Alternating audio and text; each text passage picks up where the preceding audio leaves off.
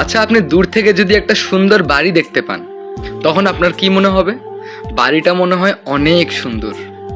এই বাড়িটাতে যদি আমি থাকতে পারি, তাহলে হয়তোবা আমি অনেক সুখী থাকবো, অনেক হ্যাপি থাকবো।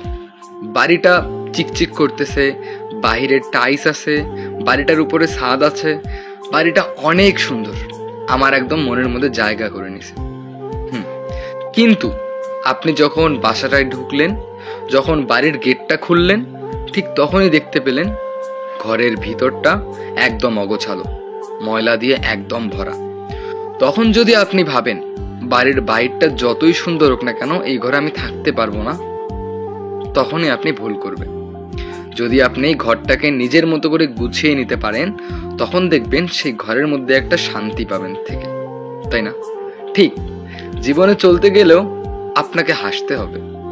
সবার সামনে আপনি যদি এইভাবে হাসেন, তখন কেউ কিন্তু বুঝতে পারবে না যে আপনি কষ্ট আছেন, বরঞ্চ আপনার এই হাসি দেখে মানুষ বুঝবে আপনি অনেক সুখী।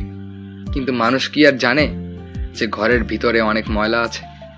ঘরটা বাইরে থেকে যতই ফিটফাট লাগুক না কেন, ভিতরে অনেক ময়লা আছে। ঠিক সেরকম আপনি বাইরে যতই হাসেন না কেন, আপনার ভিতরেও কিন্তু কষ্ট আছে। ওই যে বললাম, ঘরটাকে যদি নিজের মতো করে গুছিয়ে নিতে পারেন, তখন আপনি থাকতে পারবেন শান্তিতে। হ্যাঁ, ঠিক সেরকম জীবনের মধ্যে অনেক কষ্ট আছে, সেই কষ্টটা বুকের মধ্যে চাপা, সেটা কিন্তু কেউ দেখবে না। হয়তোবা বাড়িটা বাইরে থেকে দেখতে অনেক সুন্দর লাগবে, সবাই দেখবে বাড়িটা অনেক সুন্দর, কিন্তু ভিতরে কেউ তো দেখতে যাবে না। যার বাড়ি শুধু সেই দেখবে। হ্যাঁ, ঠিক তেমন আপনার দুঃখটা অন্য কেউ বুঝবে না, শুধু আপনার উপরের হাসি মুখটা দেখবে, তাই না? যেমন আপনি যদি একটা ঘর গুছিয়ে রাখেন, সেই ঘরটার মধ্যে 5-6 দিন পরে কিন্তু একটু একটু ময়লা জমতে শুরু করবে। আবার যদি ময়লাটা মুছে ফেলেন, তখন দেখবেন আবার আপনি শান্তিতে থাকতে পারতেছেন। একটা বাড়ি আপনি যতই পরিষ্কার করে রাখুন না কেন, 2-4 দিন পর কিন্তু আবার আস্তে আস্তে ময়লা জমা শুরু করবে। ঠিক সেরকম জীবনে যতই আপনি সুখে থাকুন না কেন, দুঃখ কিন্তু জীবনে আসবে। ময়লা যেমন ঘরের একটা অংশ, ঠিক সেরকম দুঃখও জীবনের একটা অংশ। আপনি যদি প্রতিনিয়ত ময়লাগুলো যদি ঝেড়ে ফেলেন, তখন দেখবেন আপনি শান্তিতে আছেন।